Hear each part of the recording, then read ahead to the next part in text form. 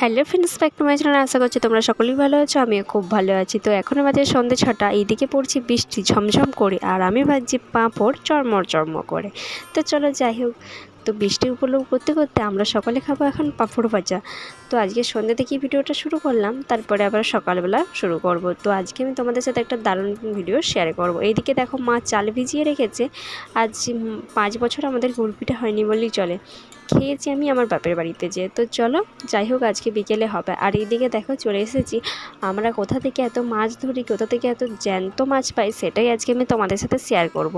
তো এইদিকে দেখো ছোটো ছোটো পুকুরের মতন কাটা হয়েছে, গ্রাম বাংলায় আমরা এগুলোকে বলে থাকি ডোবা। তো এই ডোবাগুলো বর্ষাকালে যখন জল হয়, এই যে দেখতে পাচ্ছ জলে সব থই থই করছে। তো এটা হচ্ছে বড় খালের ধার।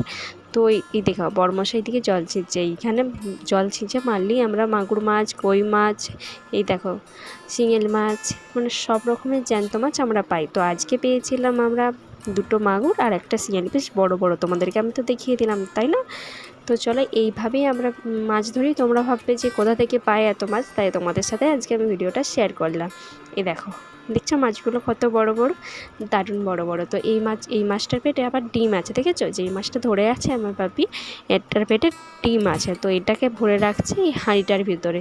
তো আজ তো খাবো না, তো যেহেতু বিকেল মানে দুপুর হয়ে গেছে, এটা কাল কিংবা পরশু বা 2 দিন পরে এর মধ্যে রাখলে ওরা ভালো থাকবে, মরে যাবে না।